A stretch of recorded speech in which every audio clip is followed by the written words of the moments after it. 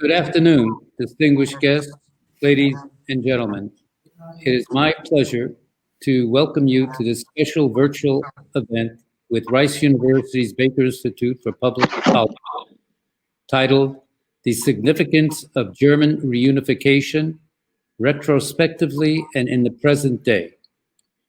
We are proud to partner with the George and Barbara Bush Foundation and the Consulate General of Germany in Houston for this webinar, and we thank both organizations for their efforts to making it a reality. Throughout the last quarter of a century, the Baker Institute has welcomed prominent global leaders, providing a forum to discuss the most pressing public policy issues, both domestically and internationally. To commemorate the 30th anniversary of German reunification, a unique historical moment with lasting implications, I can think of few better voices than today's first two speakers. Her Excellency Dr. Angela Merkel, Chancellor of the Federal Republic of Germany, and our Honorary Chair, Secretary James A. Baker III. As President George Herbert Walker Bush's Secretary of State from 1989 to 1992, Secretary Baker played a pivotal role, not only in German reunification, but also in effectively managing the geopolitical consequences of the fall of the Soviet Union. In the present day, Chancellor Merkel is a model of statesmanship. Her bold leadership has strengthened not just her own nation and Europe, but also, as Secretary will note, broader U.S. transatlantic relations. Following the Secretary and the Chancellor's remarks and a brief commemorative video of President George Herbert Walker Bush, we will have a panel discussion featuring Dr. Horst Telcik, Foreign Policy Advisor to former Chancellor Helmut Kohl, Dr. Peter Caldwell, the Samuel McCann Professor of History at Rice University. This panel will be moderated by our Baker Institute Academic Affairs Director, Dr. Alan Matisow. We will then have summary and closing remarks by Consul General Thomas Meister of the Consulate General of Germany here in Houston, and the Honorable Andrew Card, Interim CEO of the Bush Foundation and former White House Chief of Staff and U.S. Secretary of Transportation. As the director of the Baker Institute, I would like to extend my utmost gratitude to Chancellor Merkel for contributing to this event. Her responsibilities are great, and we are deeply appreciative of her time. We wish that we were able to formally welcome the Chancellor and our other esteemed guests to Baker Hall in person, but we are grateful that technology permits us to hold this important event virtually amidst the challenges of the COVID-19 pandemic. Allow me now to introduce Secretary Baker on his personal reflections on this historic anniversary.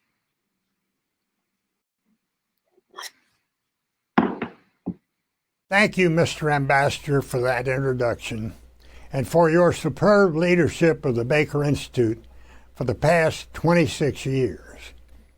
Thanks as well to Thomas Meister, Germany's Consul General in Houston, for helping bring this program to fruition and for his tireless efforts to build and maintain strong ties between our two countries.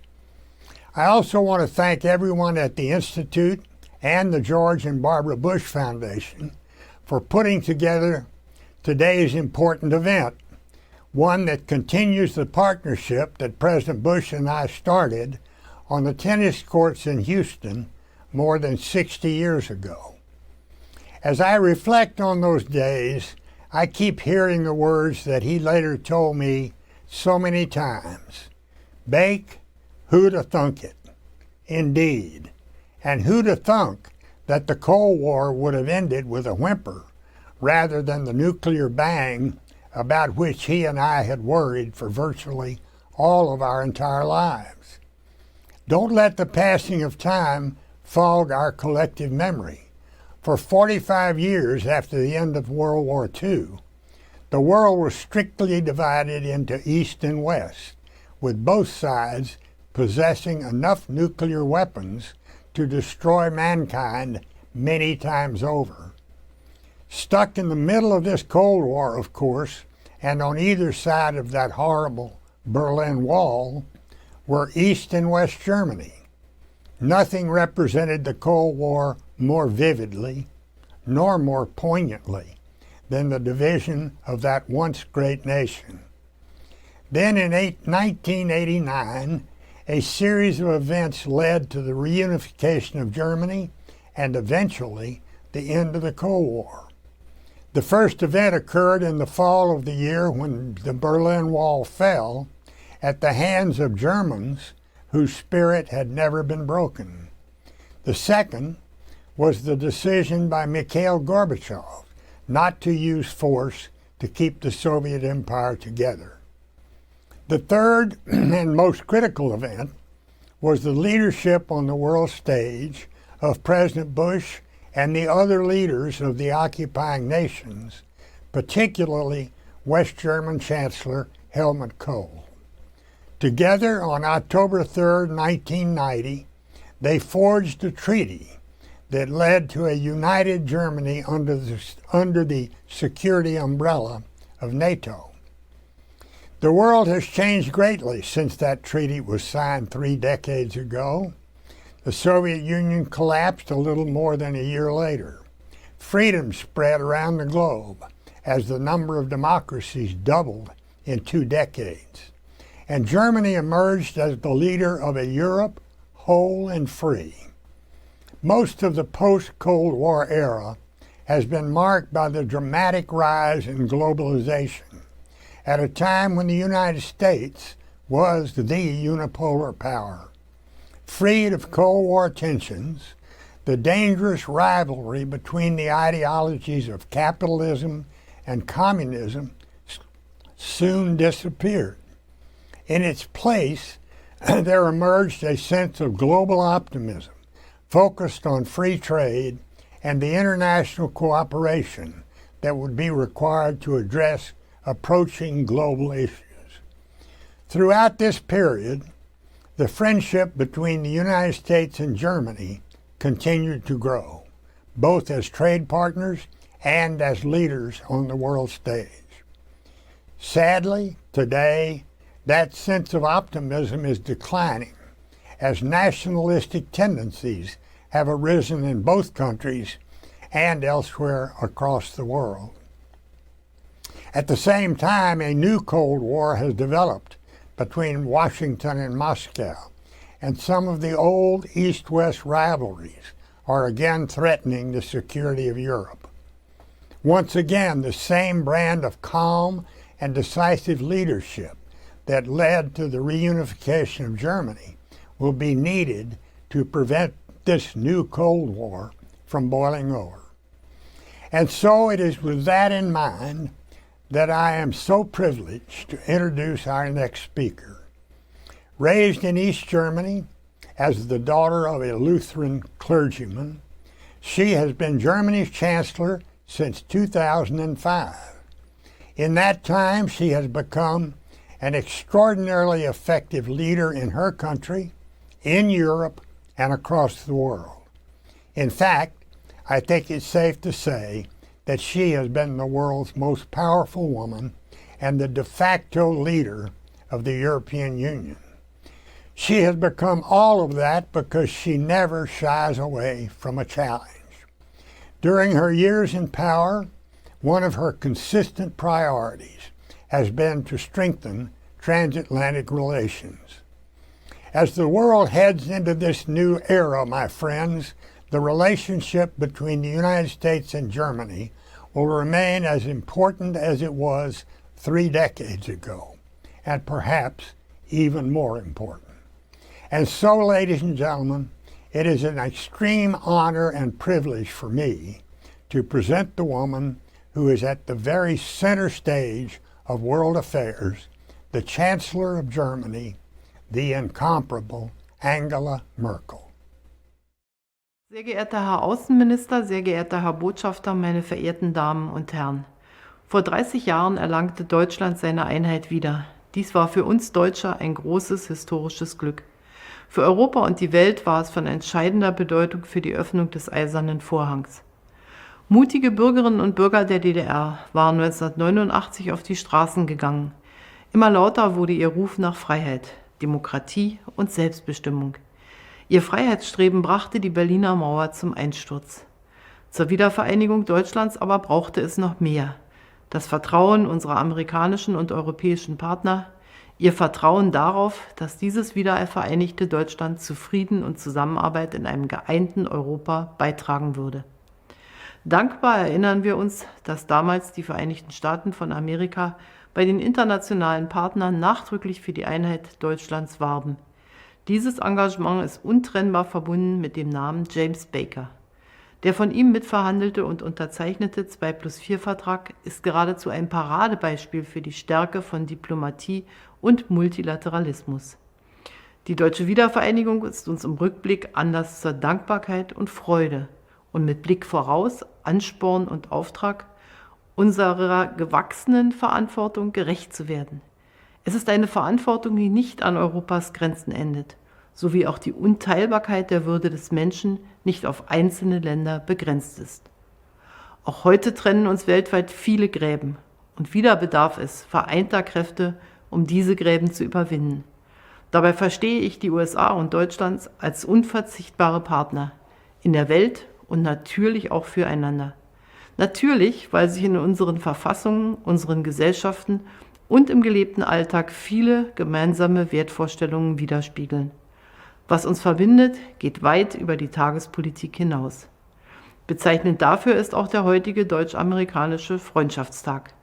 Dass sich das renommierte Baker-Institut gerade an diesem Tag der deutschen Wiedervereinigung widmet, weiß ich sehr zu schätzen. Als deutsche Bundeskanzlerin und als ehemalige Bürgerin der DDR bin und bleibe ich den USA zutiefst dankbar für ihre Unterstützung der deutschen Einheit. Und daher kommt es auch von Herzen, wenn ich Ihnen für Ihre heutige Veranstaltung gutes Gelingen wünsche. Herzliche Grüße an Sie alle.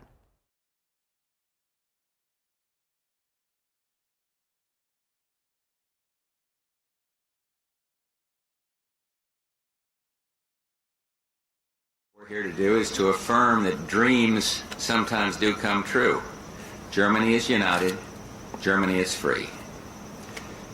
This day was very clearly envisioned by Konrad Adenauer, who said that a solution to a divided Germany is only possible with the help of our friends.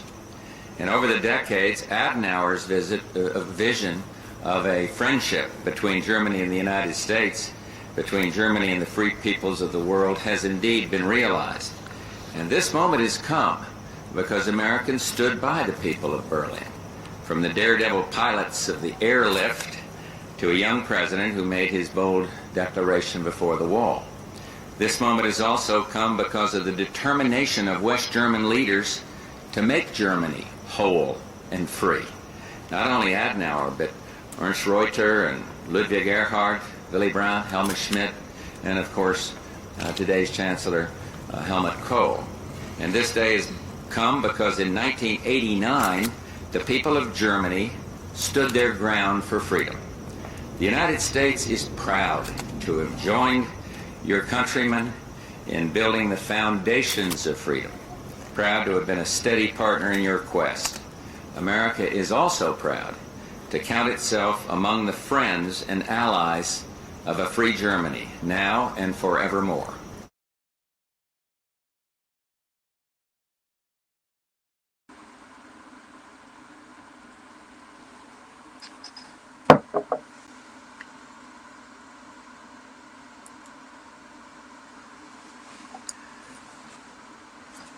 I'd like to welcome our audience to this webinar.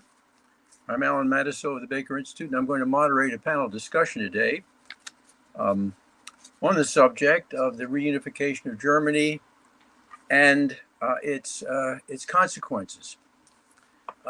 We're very fortunate to have two very distinguished panelists to discuss this issue today. One of them is visiting us from Germany, Horst Telcik. Welcome. Dr. Telcik was born in 1940 in the Sudetenland, which is now part of the Czech Republic, and of course had to migrate to Germany after the war. took his degree at the Free University of Berlin, was very active in the Christian Democratic Union, and in 1972, he became an aide to a rising star in the West German government and in the CDU, Helmut Kohl.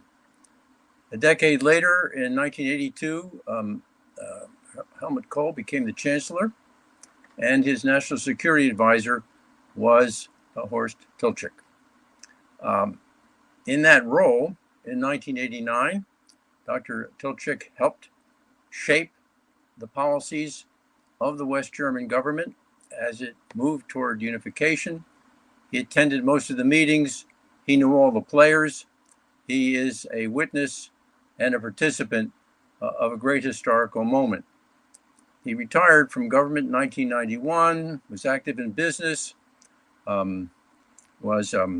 became an honorary professor of economics on the economic faculty of the Technical University of Munich, is a member of innumerable boards, very active, and recently published a book in German whose title, translated, is Russian Roulette, From Cold War to Cold Peace. So again, thank you very much. We appreciate your joining our panel today. Our other panelist is Carl Caldwell, who is the Samuel G. McGann Professor of History at Rice University and my colleague for many, many years in the history department. Professor Caldwell got his BA in 1987 from NYU and his PhD from Cornell in 1993 and joined the Rice faculty in 1994, and he has had an outstanding career on the faculty. He, first of all, is a leader. He's been twice chairman of the history department. He was speaker of the faculty senate. He chairs many important committees. If anything needs to be done, everyone asks Carl to do it because he knows how it should be done. He is a prize-winning teacher and a prolific author. He has authored 6 books, and I'll just mention the last 2, which were published in 2018 and 2019. One was called Democracy, Capitalism, and the Welfare State, Debating Social Order in Post-War Germany. And the other is called Germany Since 1945. It's a remarkable survey, a fascinating survey, actually, of recent German history. And anybody who wants to get a quick study of what's happened in Germany since 1945 would do well to read Carl's book. So these are our panelists, and by arrangement here, each of them will present a 5-minute introductory statement. So Dr. Telcik, would you please give us some introductory remarks?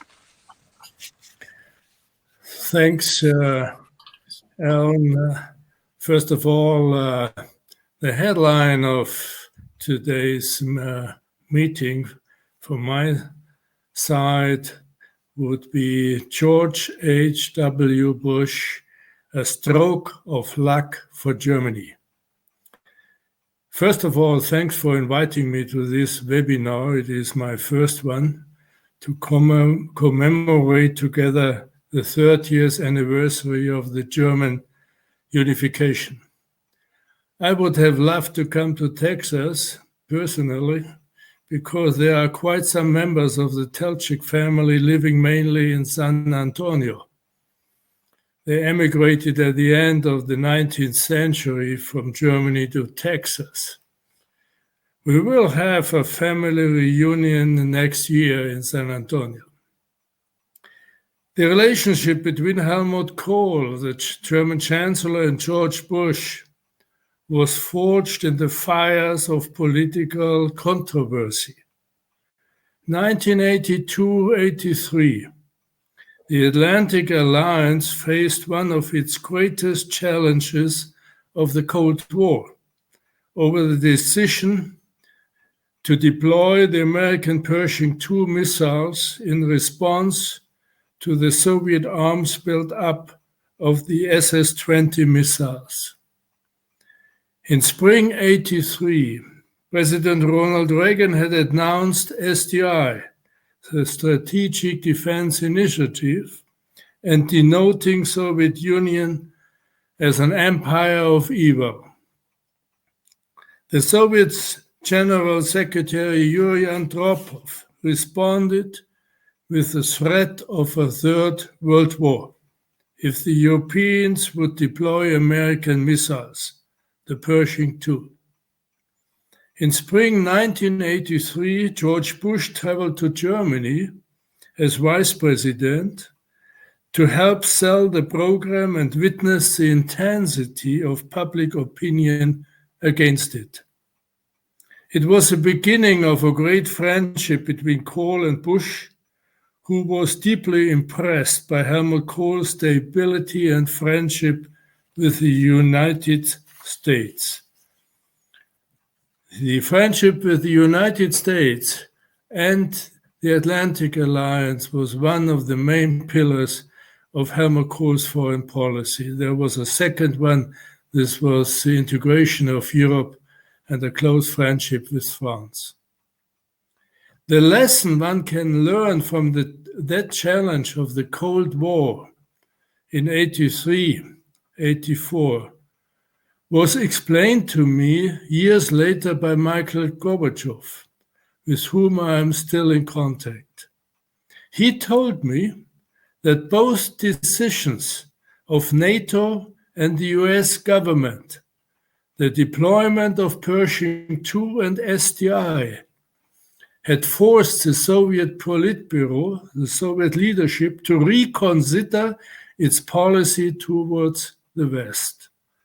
They became aware that they can't afford any more further arms race and that they were technically not able to compete with SDI.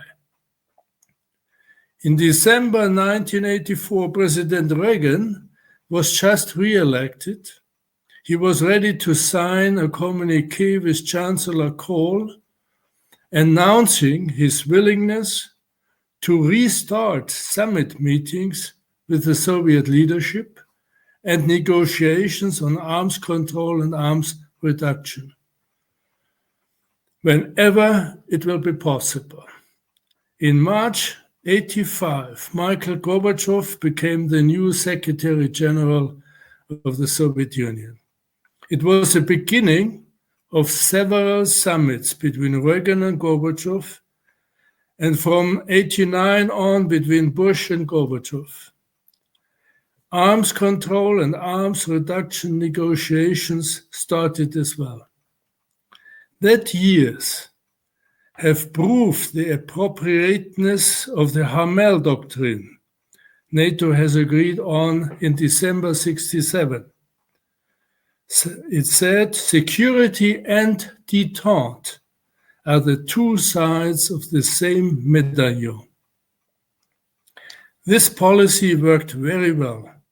In '86-'87, Gorbachev started his reform policy, perestroika and glasnost, and telling his Warsaw Pact partners that he will not interfere anymore in their domestic affairs. And he didn't, neither in Poland '89 nor in Hungary, when it opened the border for 10,000s of refugees from the GDR, nor interfered Gorbachev in the GDR when the wall came down in November '89 and 10,000 people were demonstrating on the streets. In all these countries were Soviet troops stationed. In East Germany, about 380,000 troops. It would have been easy for them to close the border again.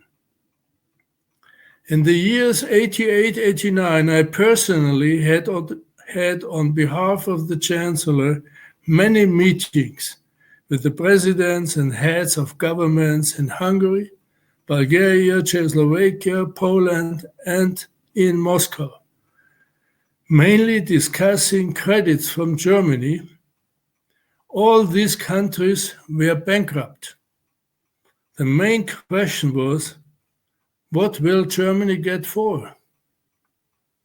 In July 89, I gave an interview for the main newspaper of our capital city, Bonn, saying that because of all these events and changes in Moscow and in the Warsaw Pact countries, including the GDR, the German question will come back on the international agenda. This was July 89. Chancellor Kohl was asked by the opposition party and even by our foreign secretary to fire me immediately. 4 months later, the wall was open. And on November 28, Chancellor Kohl gave a speech in the German parliament announcing that time has come to go now for a united federal state of Germany. Nobody was informed before, neither his own government, nor the parliament, nor our allies, nor Moscow.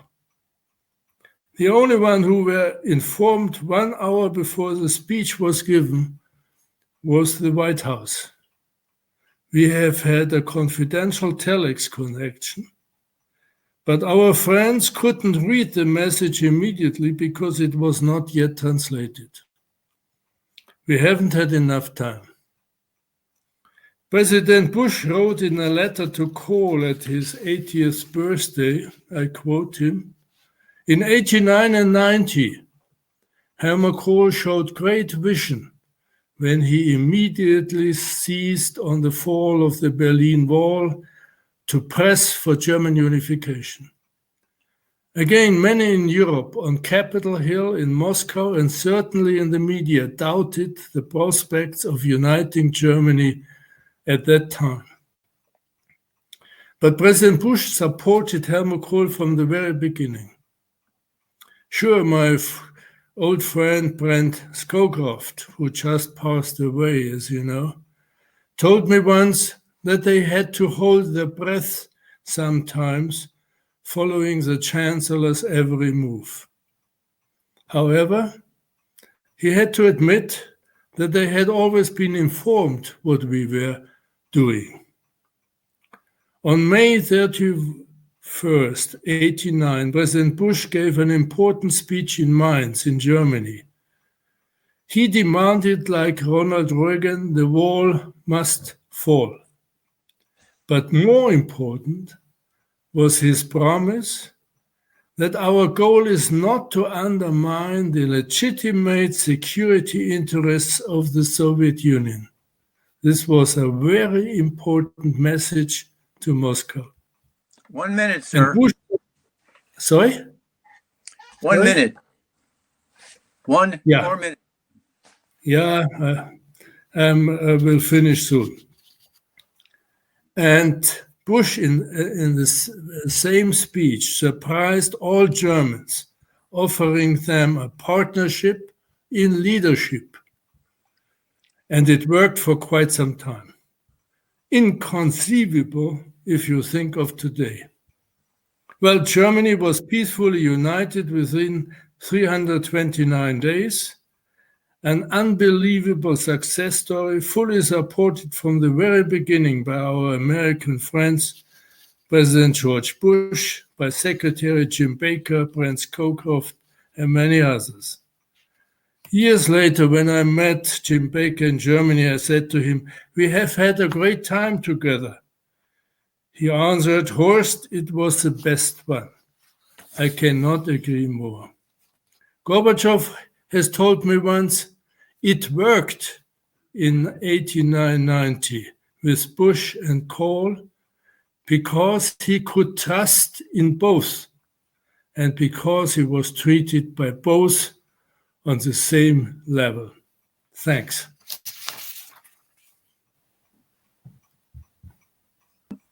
You're up.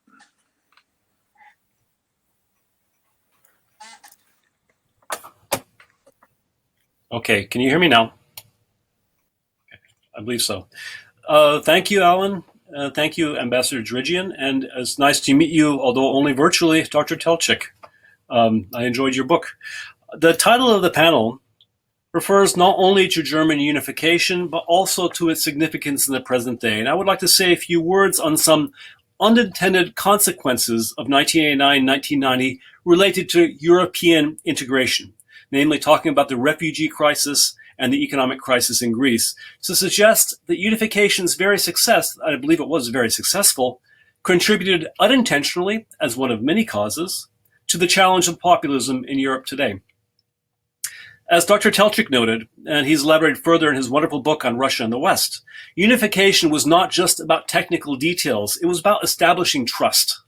And that didn't just mean trust among diplomats, it meant trust also on the part of the populations of Eastern Europe, of Western Europe, and of the United States. 1990 was only 45 years after the end of World War II, the end of Nazi dictatorship. Someone born 10 years before the end of that war would likely have seen horrors as a child, if in Europe, and would have grown up not just experiencing the Nuremberg trials, but also hearing about other trials related to the Holocaust and the wealth of material that was coming out in the 1960s and 70s on what actually had happened in World War II. Outside of Germany and also in the United States, many asked whether German unification would bring good or whether it would bring the renewal of a strong nationalist state in the middle of Europe, which would go its own way. We cannot downplay those fears. Certainly Francois Mitterrand felt them, certainly Margaret Thatcher felt them, and most certainly the Soviet leadership felt them after what had happened in World War II. That's why, as Dr. Telcik has said very clearly, that's why these strong relationships, the transatlantic relationships, but also the relationships, for example, with Gorbachev, meant so much. That's why Chancellor Kohl also pushed for more European integration, not less.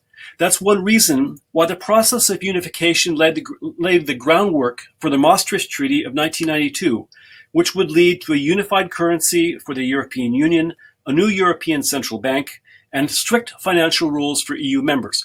Not, unfortunately, to greater political integration, something else that Chancellor Kohl had wanted, but that his partners in the West did not want, and the British and the French were opposed. This was a political decision for Maastricht. The economists continue to say maybe it was a bad decision, but it was a political decision. And politicians occasionally, believe it or not, have to act without economists.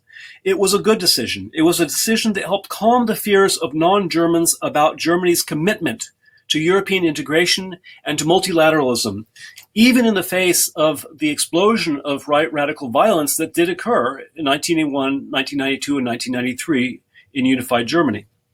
Now, I hope that in the discussion we can get to some of the huge challenges that resulted from the unification of East and West Germany, which this resurgence of right radicalism was definitely part of.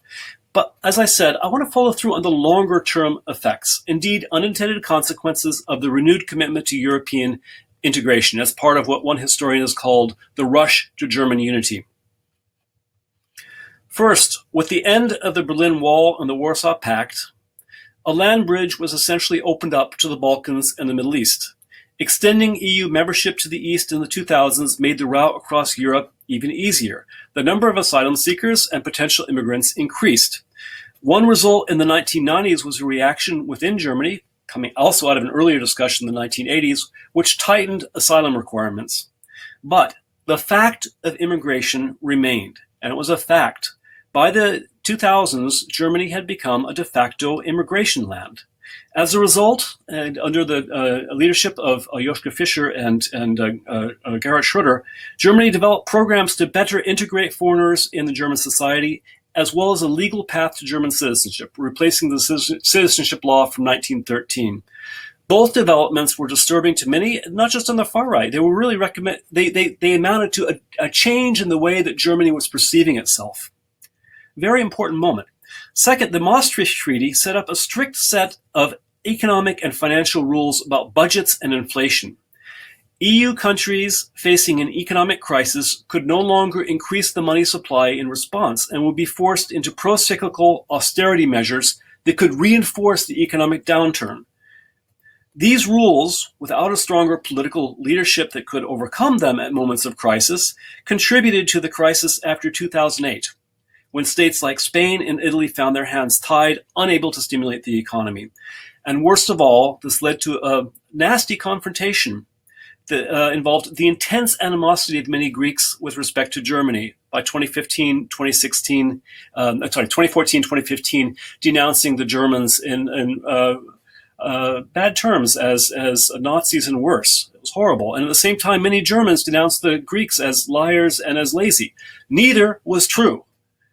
This moment coming out of, I believe, the inability of the existing policy regime to solve the problem in Greece led to some definite psychological hindrances, shall we say, to European integration. So the solution of 1990, of an open Europe and European integration, contributed to what we would call the dual crisis of the 2010s, symbolized by the Greek-German confrontation over the economic crisis, and then, not much later, the Syrian refugee crisis of 2015, when hundreds of thousands of Syrians poured into Germany. It's in this context, and Alan, I'm finishing up now, I promise. It's in this context that United Germany experienced the rise of a populist, anti-immigrant, anti-Greek, anti-Euro party, the Alternative for Germany, the strongest far-right party in the history of post-war Germany. Certainly, the Alternative for Germany never posed the kind of threat that other authoritarian parties and leaders have in the West.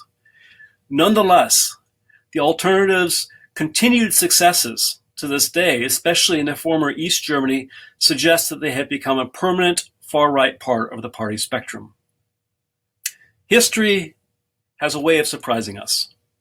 So we can talk about unintended consequences of unification, problems that rose out of solutions to the challenge of unification and that could contribute, for example, to populism. For all that, though, I think it's remarkable and must be stressed that the post-war West German political culture has remained stable, has remained fervently committed to principles of democracy, and has ensured democracy's success despite populist challenges. Thank you. Just follow up with what you said there. We're celebrating reunification today, as we should, but there were significant costs to trying to integrate the East into the West.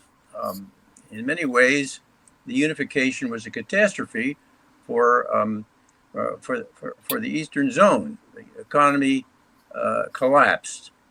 A whole way of life that people assumed was normal disintegrated. And of course, there were other problems too. So my question is, how successful, looking back 30 years, how successful has the integration of the East into the new Germany been? Or are there, as you might suggest from your previous remarks, scars that affect contemporary German life? I think that's a great question. I'm going to start answering, but I would also like to hear Dr. Telcik on this matter. I'm an outside observer, and he is not. I will say, though, that looking back, the project of German unification was much bigger than I thought at the time, than many thought at the time, including the economists, who were all taken by surprise by how long it's taken to recover economic dynamism in the East. But let's think about what really happened. The unification, the monetary unification, made these companies that had connections in the East suddenly have to operate completely with hard currency from the West. Even if they had been productive, they would have been failing by the dozens or the hundreds.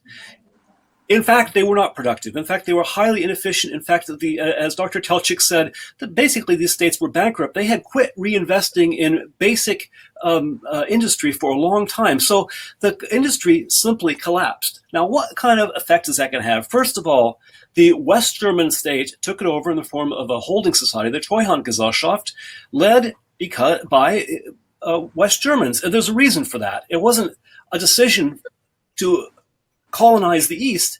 You had to have people who understood the capitalist economy and understood how things were working in the West as part of this regeneration of the East.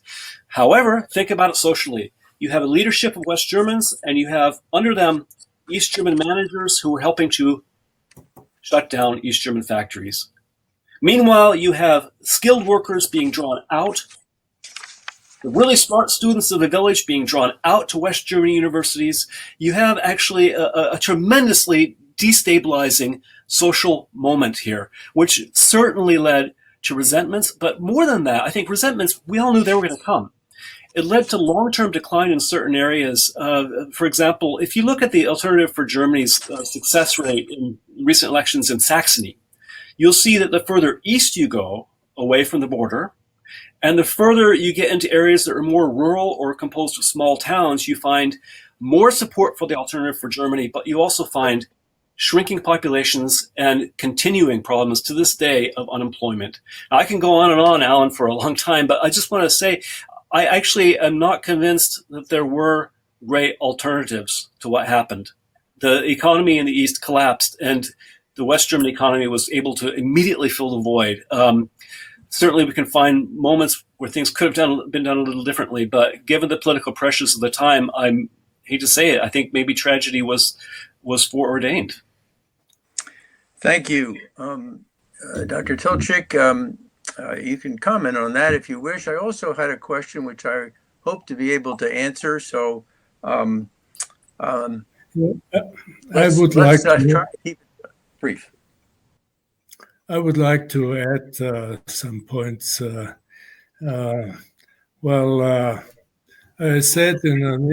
just said these days in an interview on German TV. Watch once again the pictures of 10,000s of refugees from the GDR leaving immediately to the GDR when the wall gets open. And when they were asked by journalists how they feel leaving the GDR, they didn't say, we want more bananas and oranges and more goods. Their answer was, finally free. And what is more important? Freedom, a rule of law, democracy, or a system like the GDR before, and or banana soda, or more goods they haven't had before.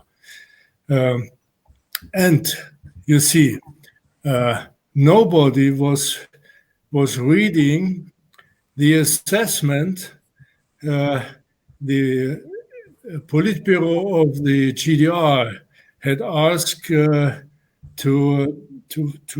make an assessment of the real economic situation of the GDR. If you read this study, unfortunately, we haven't had this before the unification. If you read this paper of the Politburo, it was already said that if they stay alone, the living costs will have to be reduced down to 40% of the current level. Yeah, unbelievable. And they were absolutely bankrupt. We have given them a credit before of 2 billion, but it was not enough. But on the other side, we have had West Germans, for example, the candidate for the chancellorship of the Social Democratic Party. He has told the public and many, and even experts, economic experts, that the GDR is the 10th strongest industrial country worldwide. This was really a fairy tale. And we have had in the Chancellery the year before the unification several secret meetings with German economists and members of the trade unions in Germany, and asked them, Chancellor Kohl asked them, what have we to do when Germany is unified? And the answer was a simple one. Transfer our democratic system from West Germany, our economic system to the GDR, and then we will invest. When Germany was unified, they didn't invest because they suddenly recognized that they can provide all the goods to East Germany without investing in East Germany. And the East German companies, up to 100%, were exporting their products to the Warsaw Pact countries. But being forced now to pay in Deutschmark, in the strong West German Deutschmark, they didn't buy the goods of the GDR anymore because they were not good enough. They bought it from West Germany, you see, and so on and so on. And on the other side, now saying, well, the living standards are not equal today. They are up to 80% on the same level. And you have the same situation in the States. Youngsters, mainly young ladies, are moving from the countryside to the cities. Yeah, this is a worldwide phenomenon that people went from countryside to cities. The same is happening in the GDR as well. And nobody is reminding the public how many members of the Communist Party have been there, how many bureaucrats, how many Secret Service members have been. They lost their privileges, but they are still there. We didn't kill them. They are still alive. That they are claiming that they have lost privileges.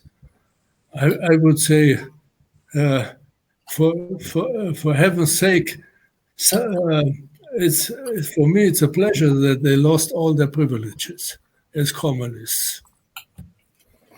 Okay. Thank you. You've written a lot and spoken a lot about unification and what a great triumph it is. But there's also a kind of regret that you express about this moment in history. 1 month after the unification, the Conference on Security and Cooperation in Europe met. 35 countries were represented, including the Soviet Union, which was still around then, and the United States and Canada. And unanimously, the heads of state issued the Paris Charter for a New Europe, right, which reads like it could have been written by Woodrow Wilson. It's a commitment to democracy, human rights, open markets, cooperation on common problems, and also a pledge to create a mechanism that would resolve future conflicts. And you have written that in 1990, we had perhaps an irretrievable chance to build a common European home. And nothing happened. And that is the moment that you regret. Instead, as you describe it, Europe and the international system took a different path. And I think your view is expressed in the subtitle of your book, From Cold War to Cold Peace. So my question to you, Dr. Telcik, is what went wrong? Why was this moment lost? And what happened? Well, that's a key topic for me because I took part in Paris. And I was witnessing when 34 heads of governments and presidents signed this famous Paris Charter for a new Europe. For me, it was like a dream. Yeah, the dream of an all European peace and security order from Vancouver to Vladivostok. What Gorbachev has told the common European house, where each inhabitant would face the same security, whether Soviet Union or the Americans or the Germans, whoever. Everybody should get the same security. And as you know, this charter includes the principles how to shape this peace order and all European order. It includes first instruments, how to manage it. For example, a yearly meeting of the foreign ministers, even meetings of the heads of governments and presidents as well. We have still the OSCE, the Organization of Security and Cooperation in Europe. We have still in Vienna, in Austria, an office to prevent crisis, a kind of crisis management organization. But the only public move which became known is watching elections mainly in Russia and in Eastern European countries. And you see, nothing happened really. I'm always quoting Golda Meir, one of the prime ministers of Israel, who once has said, "Who has no visions is not a realist." The Charter of Paris was a vision, but if you look at the Europeans and the Americans, nobody really took it at the end serious enough. And that's a pity. Yeah. Thank you. Actually, we've come to the end of this panel, which I regret because I enjoyed listening to both of you.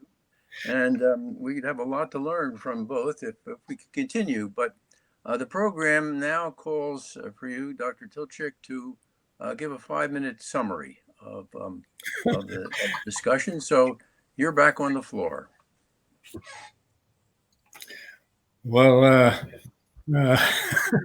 it's not so easy to sum up. Well, just one remark to my colleague here concerning the European integration. You see, as I have said, for Helmut Kohl, it was one of the pillars of his foreign policy. And we have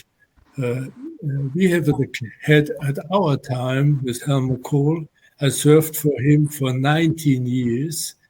We were absolutely sure that we should move to a united Europe, United States of Europe, not identical with the United States, but United States of Europe, and we can shape it as we like it. Yeah, and therefore, in the time of Helmut Kohl and Mitterrand, we decided the economic market, the single market, the Schengen Agreement, the border agreement, the economic and monetary union. And in 1989, December 89, because Mitterrand was reluctant to support the unification of Germany, we offered him to go to a political union of Europe. And this was agreed in April 90 during this EG summit in Ireland. That was a very important issue. To sum up, just look at the outcome of this period, 89-90. Germany was peacefully united. Not a single shot was fired. We recognized finally the German-Polish border. We got the full sovereignty for Germany, no four-power status anymore.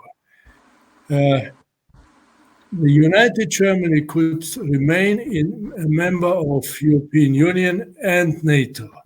500,000 Soviet troops were peacefully withdrawn within 4 years. From Poland, 380,000 from the GDR, from the Czechoslovakia and Hungary. Peacefully, 500,000 Soviet troops within an agreed time, with all their weapon systems.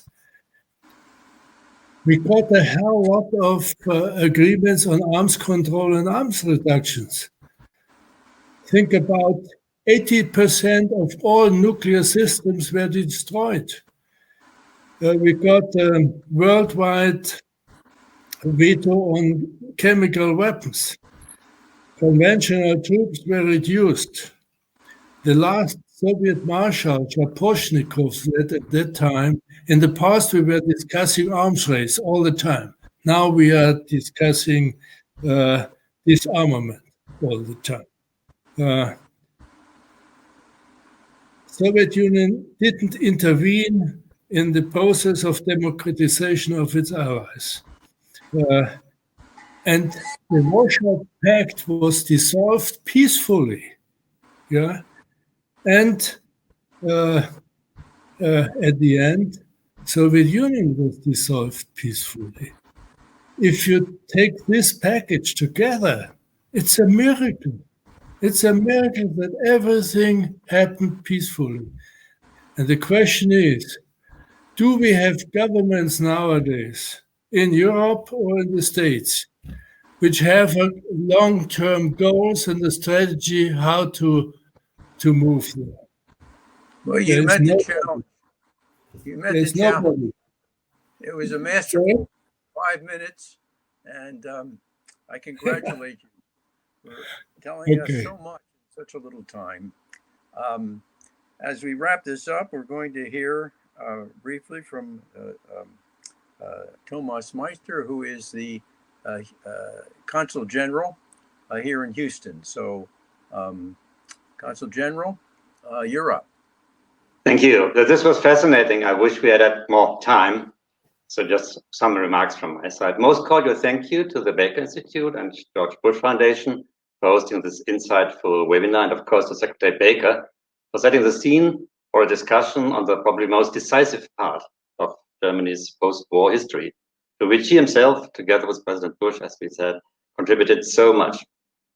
It's always fascinating to draw upon the first-hand experiences of Professor Telcik, as well as on the outstanding expertise of Professor Mattisau and Professor Kohls, of course. And I also very much enjoyed collaborating with David Jones, Jim McGrath at the Bush Foundation, and with Ambassador Cherizian and Colton Cox at the Baker Institute in preparing for this event.